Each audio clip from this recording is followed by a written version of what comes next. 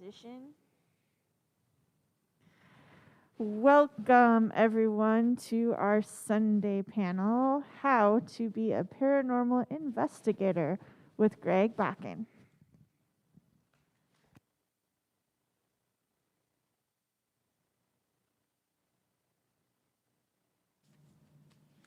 I just love coming through that, by the way. So, I mean, I could, and I love poking my head out through it first. Good morning, everyone. Good morning, those of you virtually joining us today. We're going to be talking about how to be a paranormal investigator. Yesterday, I did a panel about, we called it Paranormal 101, but it was a lot of me showing some of the stuff that I picked up over the past 12 so years that I've been doing this. Just playing, giving my ideology. I'm going to be doing some of that today. Someone had suggested that I play more stuff today. I'm not going to do that today, but I have my laptop with me, and I'd be happy to show folks individually some of the stuff that we played yesterday. I just know that there's going to be some people who watched yesterday, and I just didn't want to completely bore everybody, because Meg was already telling me how bored she was yesterday with everything. Oh, you didn't? Oh, sorry. I must have misunderstood. Yeah, right? No, it was huge. A lot of people came up to me and said, "Stop boring Meg." And I'm like, oh my gosh. So, day 3. Wow, here we are. We're still alive over there? Is still, because I'm the right person if you're not, to talk to you all. So, what we're going to talk about today, in very broad terms, is thoughts that I have on how to be a paranormal investigator. It's, a lot of people have different ideas on how to do it. I think a lot of us have the same sort of ideology overall, but everyone has their own way of doing it. Everything that I'm going to talk about is always open to interpretations, always open to, what you learn along the way if you decide to do stuff like this. It's not one size fits all. You hear people offer courses. Now, I do offer classes with my friend Shar. We do classes. But at the end of our class, it's a 5-week class. You don't get a certificate. You don't get certification. There is no such thing. What it really comes down to is we do the best that we can to show all of you how we think the most respectful and proper way of doing a paranormal investigation is. Also, I just want to also reach out and say that yesterday, I did not take any questions because I jam-packed the hour full of stuff. Feel free to ask questions if you have any today, and that includes everybody who's watching virtually. If you have questions, once again, if you're a skeptic, that's okay. I am not here to force anyone to believe what I believe. That's very personal. All I ask that if you disagree with some of the stuff I'm saying, we have a respectful conversation about it. I do not intend to, at the end of the day, expect that I have converted anyone to any sort of way of thinking about things, but I'm explaining what's worked for me in the field. I want to start with the question. Does anyone know what the most powerful piece of paranormal investigating tool is? Me? I think I see what you're saying, though. Your body. And that's totally true. I would like to remind everyone, because we are recording this, I would appreciate it if either you would go to the microphone so that the virtual audience can hear your questions as well. Or Greg, if you could repeat them. I sure will. And Meg is absolutely right. We see all this stuff on TV. We see all this stuff, what I could have brought all my equipment and just showed all this really fun, cool stuff. But at the end of the day, your body is going to be the most powerful tool for paranormal investigating. And the reason that is you can walk into a room, you can feel energy, you can hear stuff, you can see stuff. You don't need some piece of equipment to validate. It's nice to validate it, and I love the equipment, but if you're able to get your body in sync with your environment, it's a great way to start the investigating process.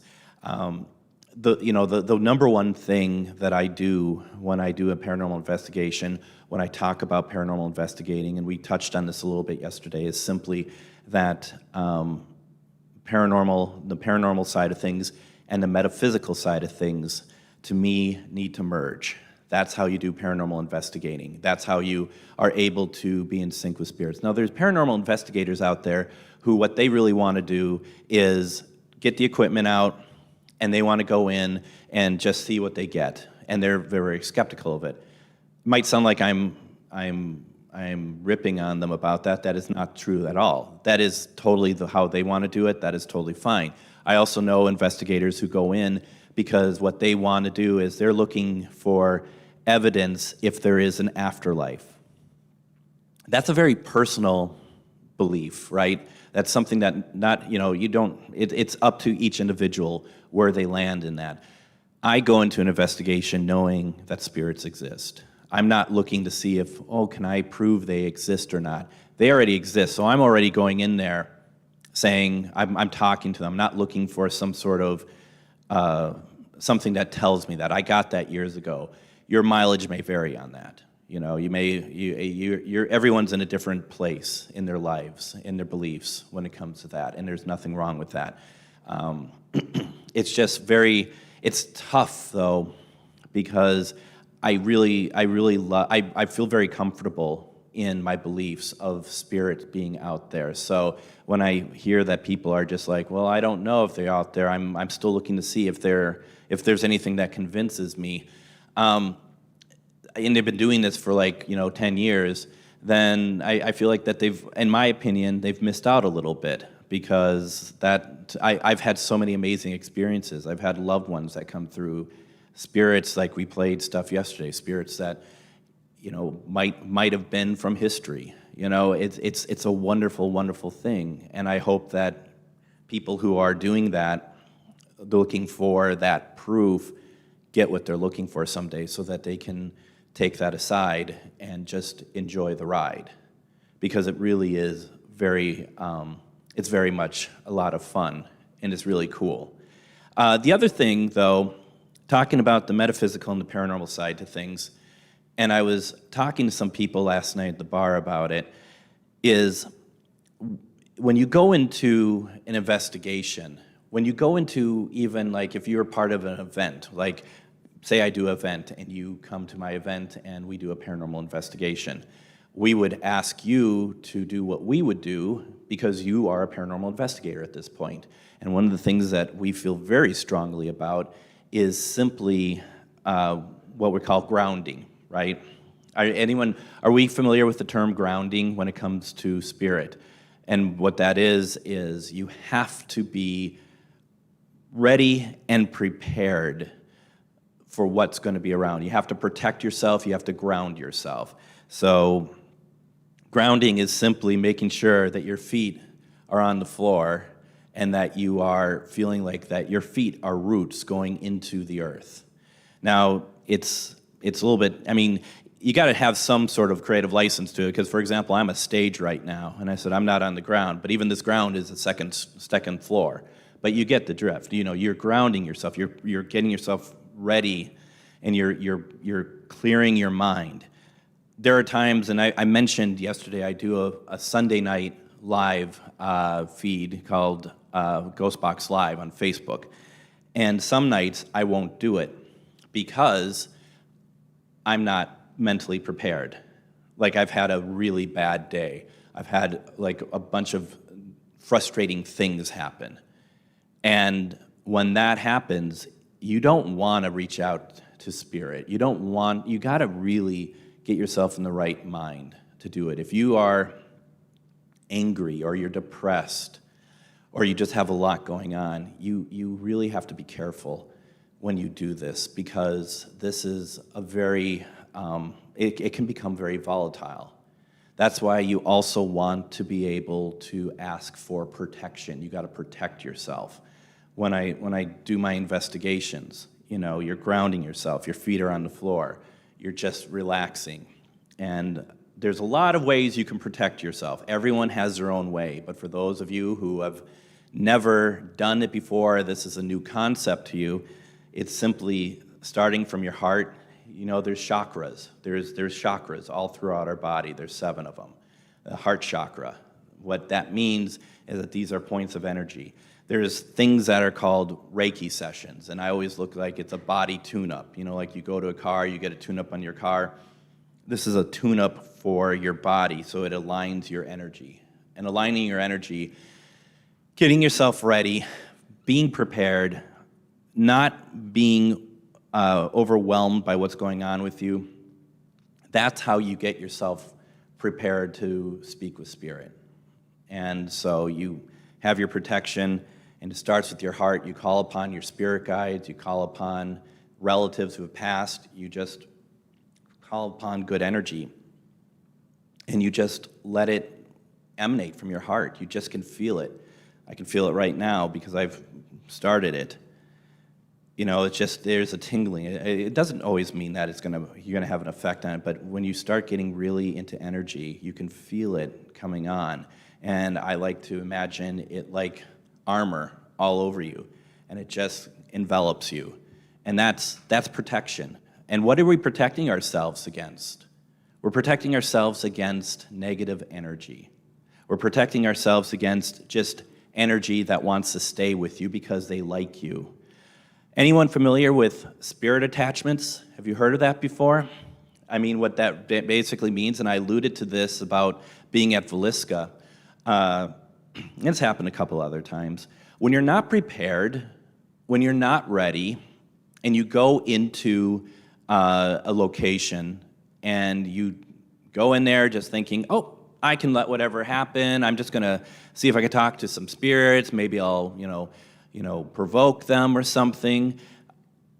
And then you leave there, and suddenly you feel like that there's like weight around you. Like your energy is low. Your mood has changed, and you're just like, well, I don't know why this has happened. I felt fine going into this. I don't know what's going on. There's a thing where you can get spirits to go home with you because you didn't protect yourself. You didn't. You might have acted out of character yourself, because you didn't protect yourself, they love your energy. If you are a good person and you have energy all around, and it just really feels good, they're going to feed off of that. They're going to be like, oh, look, it's an old country buffet, and it's leaving here, and I'm going to go with it. I'm going to feed off of it for a while. And it just wears you down. It just wears you down. And it might last a couple days. It might last a couple months. But it will stay with you, and it generally is because of one of two things. You are not protecting yourself, you're not mentally prepared going into an investigation. You don't just walk into a building, you start, turning on equipment and stuff. All this stuff I talked about, that's what you want to do. Also, another big one is provocation of spirits. How many of you have watched any paranormal shows, and maybe there's a guy named, I don't know, we don't want to call him out, like Z Baggins, or maybe let's call him Zach B. And he goes in and he just starts going, show me yourself. Where are you? You're this, you're that, just going after. And I always call it just yelling at the air because it just really looks silly. And next thing you know, he's scratched. And he himself has so many attachments attached to him, so many things, because they go into these places, they don't care. They don't care about any of the stuff I just talked about. They think that this is what's going to make them money, and it has made them money, but there will be a point that's going to turn against them. They're not getting cleansed. They're not doing the work to do better. You all may or may not know Zach Bagans from Ghost Adventures. He has a museum in Las Vegas, the Haunted Museum. And I myself, when I was in Vegas, I did not go, but friends of mine did, and they had to leave the museum twice, and these are very well, they know a lot about this stuff. They're very good at what they do. They had to leave twice because the energy of this place was so intense and so nasty, because this is what Zach brings into the museum. He brings the haunted objects. They're not haunted objects like, oh, here's a nice, fun, toy from a child ghost or something. It's like, no, this is Dr. Kevorkian's Deathmobile that he would take and bring the dead bodies from his when he would kill, or not kill, but when he would euthanize people. There's so many things that are just dark in there, and that they're inanimate objects, but they still have energy. They still have the energy of what happened. Remember, I talked about Velisca yesterday. I talked about when something is so terrifying to someone, that is an imprint that is left on either the room, the object. We talk about the stone tape theory of it blasts into the stone and it replays it, all sorts of things. And objects can be inhabited by spirits. They can be, when someone says, oh, I have a haunted doll, they may very well have one. And it's a thing that I find very, very crazy, actually, that a lot of my friends in paranormal, a number of them, will go to antique stores and they'll find dolls and stuff, and they'll see if they can resonate with the energy and see if it's haunted and buy it, because they want to create their own museum. Not one that for people to go in and see, but they just to have a collection of things. And it's that's fine, do what you want, but you got to be careful. You got to know what you're doing. And I don't think a lot of people really know what they're doing. I wouldn't know what I'm doing if I had all that stuff. It's just dangerous. And I often find that when people do that, or if those are the people who are going into haunted locations and are yelling at the air, I believe that they don't believe. I think that they actually don't believe that paranormal is real, because they see it as a way to either get fame, make money, do whatever they feel is important to them, because they don't seem to care what happens to them. And I don't know if you ever see these shows, and it's the official color of a paranormal investigator, clothes-wise, is black, first of all. And most of these people, they really like to kind of ramp up the badass sort of look and stuff to it. And it's fine, whatever you want. I mean, obviously, that's not how I'm dressing. I don't think I could pull that off. But it's I don't understand. It seems like more, there isn't a lot of substance to what they're doing, and it's more style over substance. And even though there's a place for it, it's great. But you get too many people who think that this is how it is, and that's disappointing, because there is so much more to it. It's fine to watch the shows. When we're teaching a class, we're talking about the shows and stuff, and then I have to remind people, don't feel bad if you like the shows. They're great entertainment. Some of them are really good. You can actually see a lot of what people are doing to investigate. I mean, people are investigating these shows, but the editing on it, first of all, you can see very easily that stuff is edited so that it's not actually all happening at the same time, not happening the way that that they're portraying it as happening, and that's a shame. That's false. That's not right. You can see the equipment. It's they have something on that has it's called an ovilus, and it has a little screen, and words just come up on the ovilus. They never come up one at a time. They come up. They just keep adding. So if you're getting 4 words, there's 3 on the screen. But when there's one program, and I think it's the Tennessee Wraith Chasers, I always see this, that whenever they go back to the ovilus, a new word pops up, there's only 1 word up there. And it's well, that's not real. That's not happening in real time. Does it matter? I think it matters. If you're watching it and enjoying it, then no, it doesn't matter. But it's why this is important to me is, over the years, I have seen people who watch the shows come into legitimate locations and try to replicate those those moments. For example, Ghost Adventures went to the Palmer House in Sauk Center, Minnesota. It's a hotel that's been around since the 1800s. It's been on a number of shows. I used to do a lot of events there. And Ghost Adventures came in there, and there's a room. Well, there's a lot of rooms. It's a hotel, for God's sake. But there's a room that belonged to a spirit named Lucy.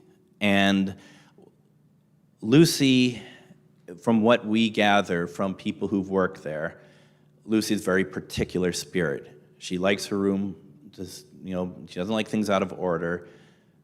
She wants, she just doesn't want people messing with what she believes is her stuff. And Ghost Adventures came in. They knew that that's what she was about. So they go and they totally mess up the room. They take chairs, they put it on the bed, they strip the bed, they make chaos in the room. And they do this because they think this is the way they're going to get Lucy to communicate with them. And the mediums who were there afterwards are like, Lucy was terrified. She left. She got out of the room. But then you get more people who come into the Palmer House and they saw the episode and they think, well, that's what I'm going to do. I'm going to go in there. I'm going to do exactly what Zach did, and I'm going to do the same thing. And it's a shame because, first of all, they don't understand the whole spirit side, and also it's just that's clearly it's not respectful. And that's where I come from with my paranormal background. It's respecting spirits. As I said yesterday, this isn't my story, this is their story. This is about them. I'm not in there to turn an investigation to be about me. I'm there to help people with what they need. People, spirits, everyone. I call myself a spirit negotiator in some ways because that's what we go in to do. We're trying to explain, to the people living there what's going on. Sometimes the people there are like, yeah, I think we can coexist. We just didn't know what was going on here. I don't feel threatened. I just didn't understand. The spirits, you sometimes why they are pounding on stuff, they just want to be acknowledged. That's all they want. I always say with spirit, I love to, I think that the thing is that they should always be remembered. Spirits should, that's all I want to do is have them be remembered, that they are not forgotten, that they matter. Because it is so many, so many people go and some don't cross, some of the spirits just don't cross. They linger. They linger in our world because sometimes they have unfinished business they can't let go. Other times they feel that whatever they had done is that they're going to be judged and that they don't know what's going to happen to them. They don't know if they're going to be, where they're going to go when they cross. So there's a lot to kind of take in with that. And also, I don't expect everyone, the stuff I'm saying, I don't expect everyone to be like, oh yeah, nope, I agree, that's what it is. I also understand that, there's, some of you out there might be like, no, I don't think that's how it works and stuff, and that's fair. I'm not, like I said, I'm not here to push an agenda on anyone or anything else, but this is how we've been operating. There's also, like I said, people who are doing investigations who all they want is just to hear some knocks, or they want to get some spirit communication to hope that it can help them understand whether or not spirits are real or not. So, anyone have any questions or comments or anything like that? Hello. Hi. Hi. Question as far as when you've done investigations, I'm assuming that from time to time you'll have like the homeowners investigating with you or the owners of the establishment or whatever. Do you find that you get more or less responses when you're with them or without them, that it's like, okay, we're more neutral, we get more responses, or with them, we get more responses?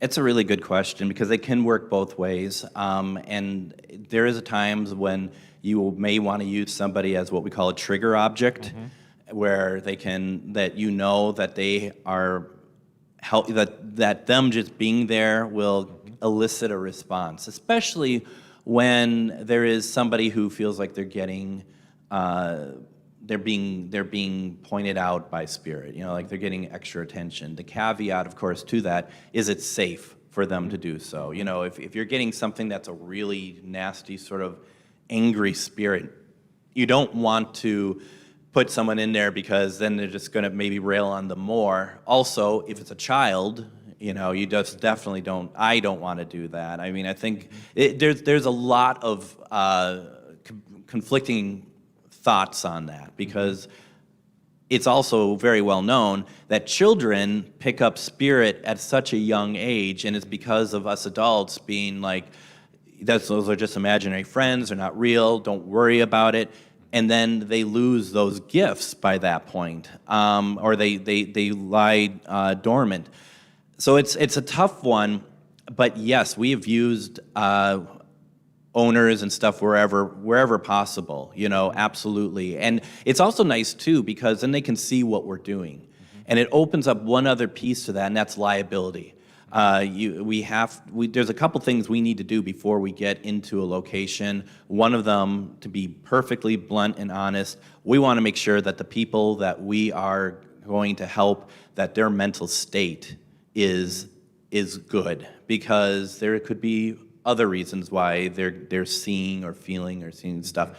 And also, we got to make sure we're safe going into these places, because you'll see that there's a pattern of locations of people coming out that you start to realize that there's something more going on. And also the liability too of like, hey, first of all, if we get hurt in your house, you're not responsible, but also we're not responsible, and we have like a list of stuff. And then also privacy, where it's like we have 3 levels of privacy, like you can sign off on as a client, whether or not you don't want anyone to know that we're there, or to as much as we can post as much evidence as we deem fit and use and stuff. But if they're saying we don't want anything posted, we don't want anyone to know that you're here, you have to follow those as well. Does that answer your question? It does. Okay, thank you.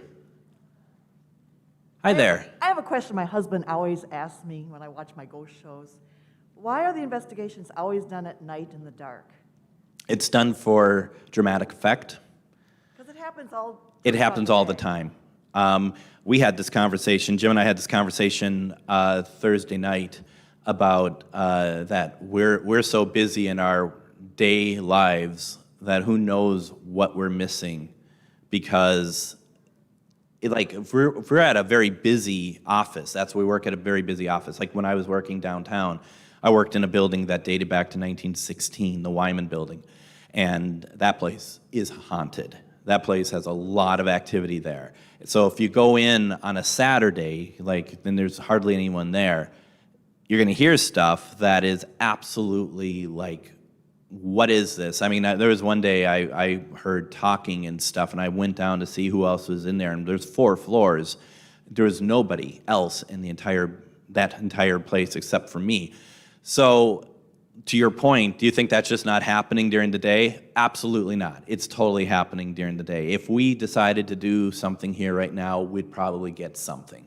So yes, it really is, because it's much more cooler for television to do the night vision cameras, to do it at night. And also, quite frankly, because there isn't commotion outside also. You have to look at stuff that contaminates an investigation. What contaminates an investigation could be ourselves. It also could be cars driving by, at night should be less. I remember an episode of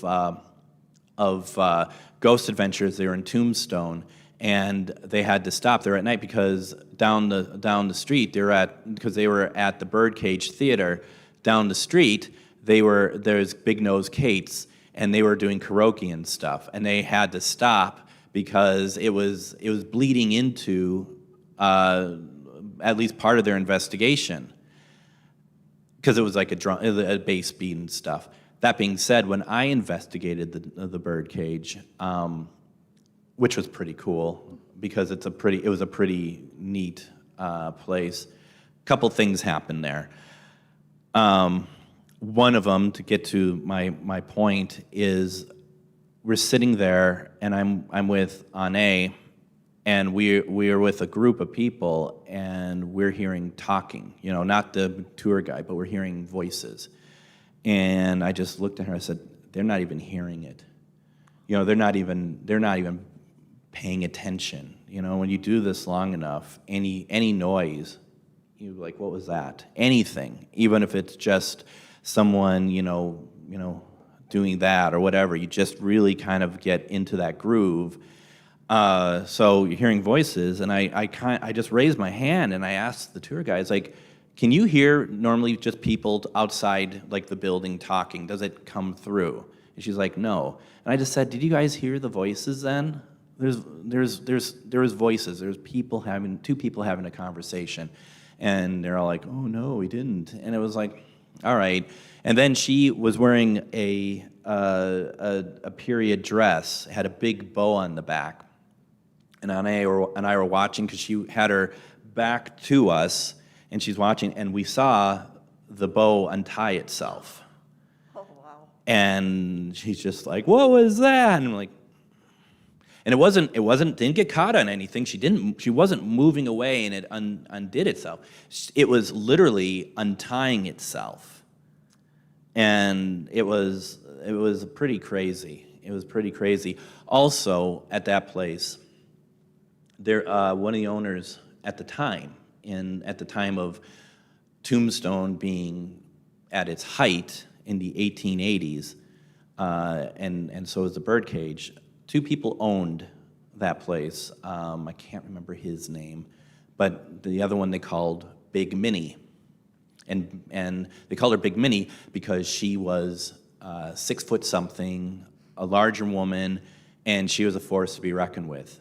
Because a lot of the birdcage was prostitution all around the top. But she made sure that the folks, that the women were all taken care of, that they got paid, that they were treated with as much respect as possible especially for that time period. And Anne channeled her. And then she also came through some of my other devices. And I get back home, and I just felt the need to come through, to see if she can come through again. She had. And I asked the question, I said, "Do you like the name Big Minnie?" And through the spirit box, it's like, "No, I don't." It's like, "Should I just call you Minnie from now on?" And it was like, "Yes." And that was really cool, because it's like, I'm sure that was something that stuck through time, and that it was, no one wants to be called stuff like that, right? And but we don't know any different. So it was really cool. So, but it made me think about the whole nighttime thing, where you don't have to do it at night, and we've done a lot during the day, and it's been pretty incredible. Also during the day, we went to a place called China Mary. It's a house. China Mary in Tombstone. There was a lot of Chinese workers back the day there, and there was trafficking of Chinese workers. It was just, and she was in charge of all of it. If you were a worker and you made her angry or whatever you were out, and you would not be able, you were blackballed. You would not be able to get any work anywhere. She was shrewd. She was very on point.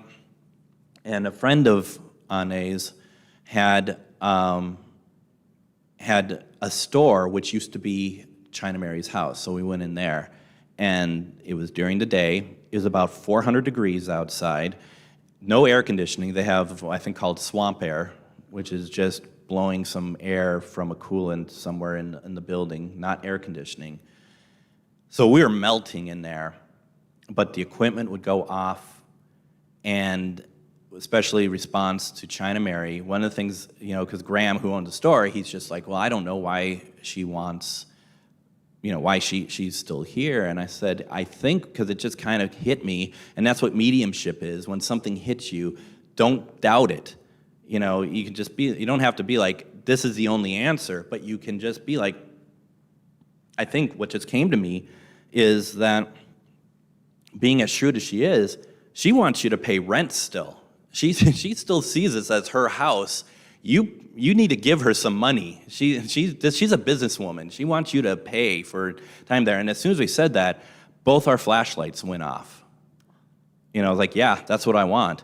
And it's like, obviously, you're not going to pay her money. Give her something. Make a token. Do something.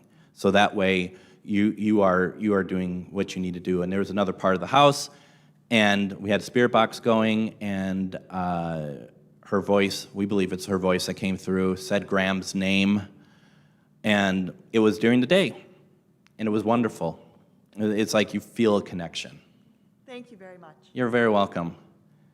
Yeah, it's it is interesting how people do the nighttime stuff. I admit, I like to do the nighttime thing too, because it is kind of cool. There is something, as much as I am saying there's certain ways you want to do stuff, there are certain aspects of paranormal investigating that everyone sees that you kind of like to take part in a little bit. As much as it's like, yeah, let's go to, make sure that we're helping spirits, which we always do. It is cool to go to some of the famous locations. Yeah, they're charging money to get in there, but it's, historically, there's sometimes beautiful places. Also, you have the opportunity of possibly reaching out to spirits that are well-known. There's a lot of these places that have well-known spirits, and that's a lot of fun. It is fun to go to those places. Some of them are scary, like Villisca. Others are really nice, like the Palmer House, or going out to Tombstone. A lot of people have heard of the Birdcage Theater. Been out to the Queen Mary, have been, over in the East Coast, all sorts of things. And one of the things that I did on over Halloween is I got to see face to face the real Annabelle doll, the one that's used in the Conjuring films, because Ed and Lorraine Warren. You all familiar with Ed and Lorraine Warren, pioneer of basically paranormal? They're demonologists. Elaine was a medium. They're also very controversial. There's a lot of the cases that they have done that there's people who they've worked with say that they didn't do anything. They made things worse, but most of the people, love the work that they had done. But there's this Raggedy Ann doll named Annabelle. And it is linked to deaths. It is linked to a lot of bad energy. They believe there's a demon in it. And what they do is they put it into a case, and every week they have a priest come out and bless it. And they've been doing this for decades. But apparently you can bring it to a hotel and you can go look at it. There is something about that. And that's one of those things that is like, well, it's dark and it's evil, lots of bad energy. But I want to see it. Some of that stuff becomes a little irresistible. So we went out there and we saw it, and a lot of people who I saw came up to me afterwards, like, did you feel the energy of that coming from the doll? Did you you just look at it, that there's something wrong with, it's just bad. I saw a doll, and I read energy really well. Now, here's a story that I can't verify if it's true or not, and I was there. There's Ouija boards, right?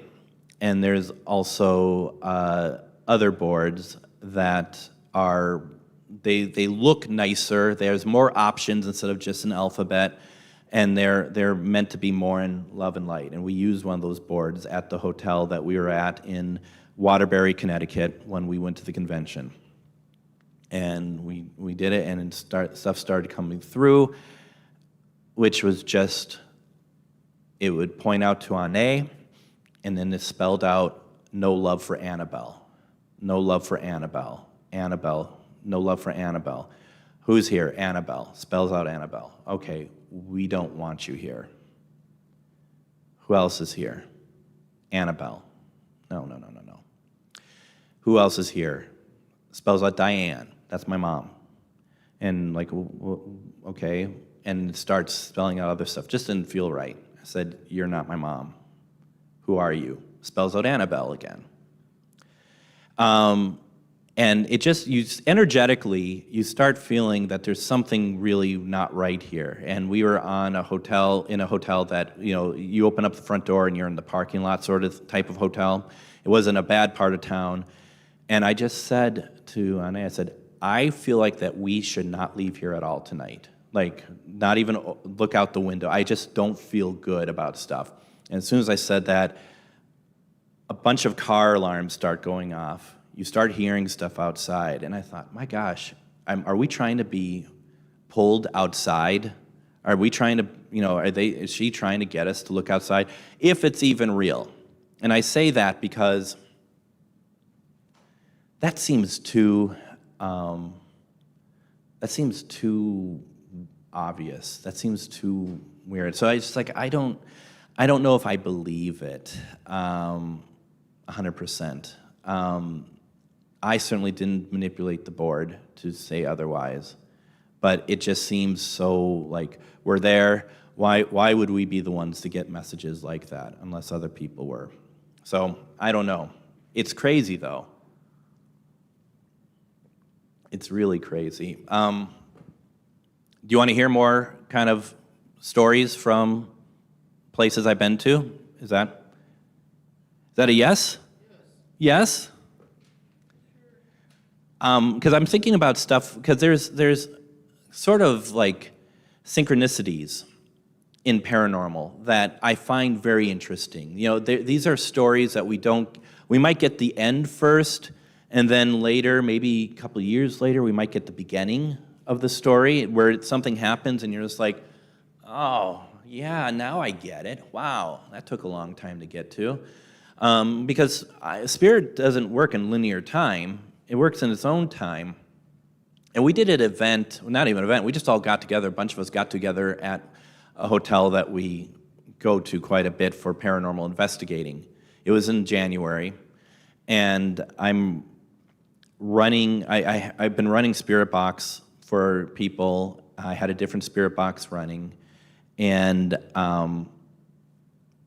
somebody who worked there, their son died when he was like 14 or something like that, and he started coming through. And luckily, her husband was also there at the time, so they came in, and they had, through the Spirit Box, a different one than I normally use, they had a conversation with him. And how do they know they had the conversation with him? He was saying stuff that only they knew. That was like nicknames and stuff like that. Absolutely beautiful. And then that seemed to be done, and all of a sudden the name Lisa comes through. Like Lisa. And it comes through again. And okay. And at that point, a medium friend of ours, because we were streaming some of this stuff live, a medium friend of ours calls and she's just like, I need to speak to Greg right away. And her name was Lisa. And I'm like, well, that must be it. And I'm like, I don't really want to talk to her. And so we didn't. I was like, because she might, sometimes people call and they're immediately kind of armchairing what you're trying to do and stuff. And I was like, I'm just not really into that right now. But Lisa, name came through.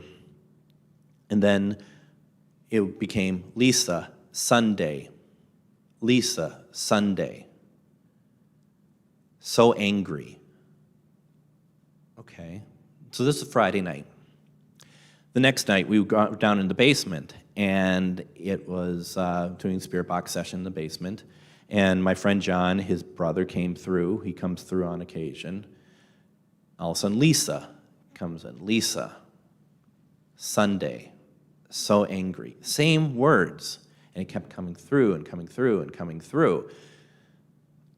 I don't know, but wow, okay, Lisa, can you come through? Lisa, do you have anything else for us? Nothing at all.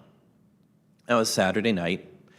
I was about to go to bed early, but something told me I'm going to stick around for a little bit, and we're talking and stuff, and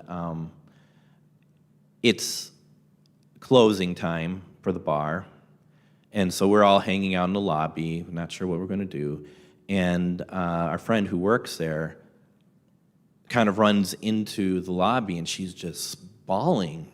I'm like, oh my God, what's wrong? She goes, one of our workers, a young high school girl, her mom has just been found dead. Oh my God. And she's like, she's like, so upset. I'm so upset. I'm like, obviously. And friend Ryan asked her, what's her name? It's Lisa. And at this point, it was Sunday. And it was like, wow, holy cow. It was weird because some of the other investigators were like, well, how could we in the future interpret this so like we know what's going to happen? So this was just how, you're not going to stop this. She had an aneurysm. But the thing is like, what was this message? I don't think it was a message to act upon unless it was, I mean, I can't imagine it was meant to even tell like her daughter who worked there. But it was just a very removing the tragedy of what it was, okay? It was very interesting. And I say that because it's from a paranormal point of view, but once again, removing what was really, really horrible. Somebody lost their mom, somebody lost their wife, somebody lost their life. Obviously, that's the most important part of this. But we got very clear messaging on that. Medium there, the next day, that Sunday afternoon, she tried to cross over Lisa, and she couldn't do so. It felt like Lisa had unfinished business, and we shouldn't have tried to cross her over because it was so quick. It's not, but sometimes that's what you get when you're with other investigators. They all seem to know what's best. They all, and they don't want to listen to anyone else. But as we thought, no one crossed. But it's very powerful. And that's one thing that I love about what we do here. It's very powerful. It is very emotional sometimes, especially when a relative of yours comes through. Meaning, like I've had working on my web series in Strawberry Point.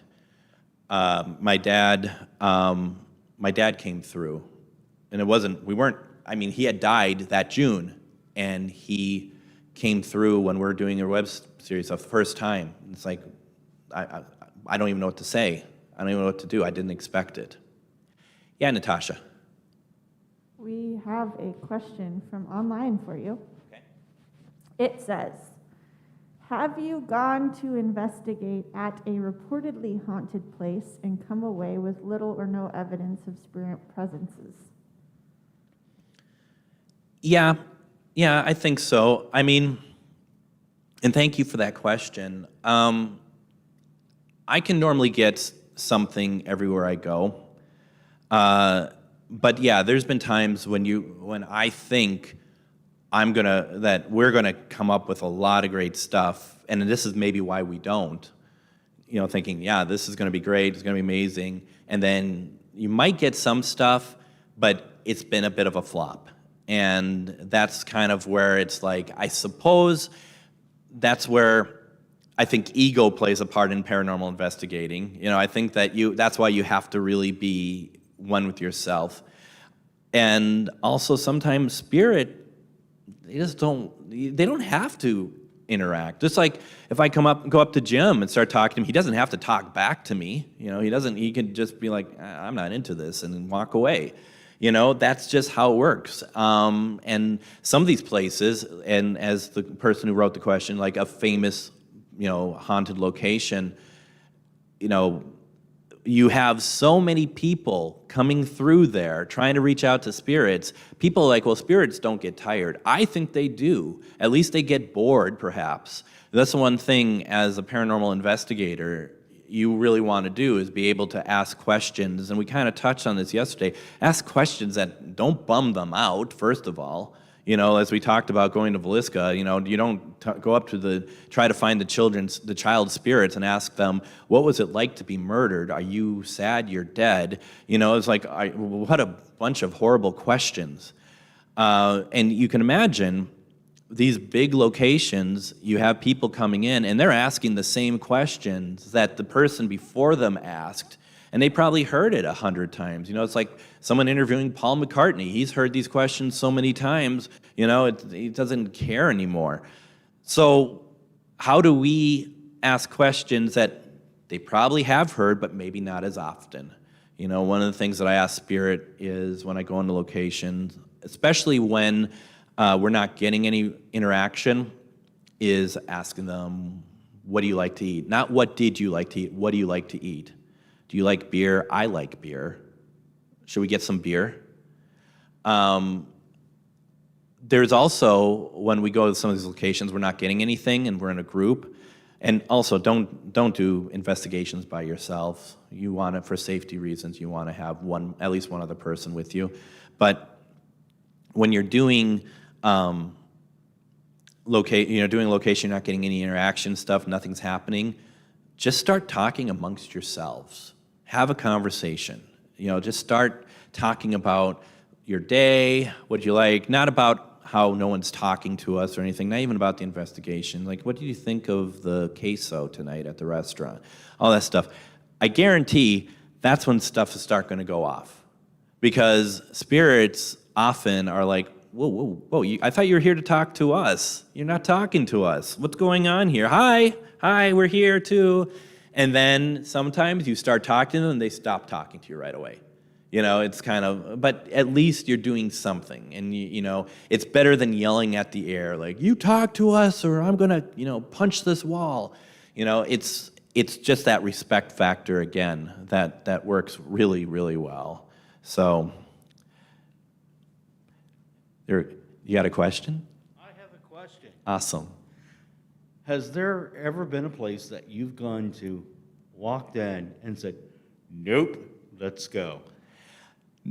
There was a place this summer that I've never, I didn't walk out immediately, but I went to Gettysburg, and I'm helping out at an event at the Inn at Air Ridge, and right by the battlefields. And I wanted to stay at a location that was like an Airbnb and kind of just a nice little place. And I thought, oh, this place looks really nice. It was built in 1850. And I get there, and it was, you know, not far from Gettysburg, maybe about 4 or 5 minutes. You walk in, and immediately it's so oppressive. So oppressive. Like, good grief. Okay, now I can do this. This is fine. And I walk around. I mean, it's oppressive on the first floor. I walk upstairs, and it feels like that someone is just pressing against my chest. And it gets worse and worse. I'm like, I can't sleep up here. And there's no TV. Because I don't care what anyone says. A lot of investigators, they sleep with the TV on or something after they investigate. There's no shame in that. You know, I know some people might be like, that doesn't bother me. Yeah, you gotta unwind. And partly too, if I'm doing investigations, I don't want to come back to another haunted place. I just want to be able to unwind. So I go downstairs to the TV and stuff. I come back upstairs, and I look in the kitchen, and there is this wisp, singular, thin wisp of mist that is moving across the kitchen. I've never seen anything like it before. And I'm just like, okay. And that night I had, I did a video chat with Anne. I'm just like, what do you feel about this place? Do you mind letting me know? And she tells me, and I put the computer down, I'm in the kitchen, and I'm looking ahead of me, and I see a shadow on the wall move across. And I look down at Anne, and her face is just like, I'm like, what did you see? And she's like, nothing. I'm like, no. You saw something. You don't normally look like that. What did you see? And she's like, there was a figure that moved right behind you. that shadow I saw was a shadow of what she saw. And at that point, I stayed downstairs the whole night with the TV on. I did my investigation, but I moved to the resort that was right next to it. Because I was just like, I just don't want to do this. It's just like, it's so oppressive. And they weren't evil, they weren't nasty, they just didn't want me there. They absolutely didn't want me there. Now, the opposite of that question, has there been a place where you felt so comfortable, you're like, oh my God, I want to come back eventually? Number of places. The Grant House in Rush City, Minnesota. That's it's just opened up again, and I know the woman who manages it, and they've allowed us there a couple times for classes and stuff, and it's so calming.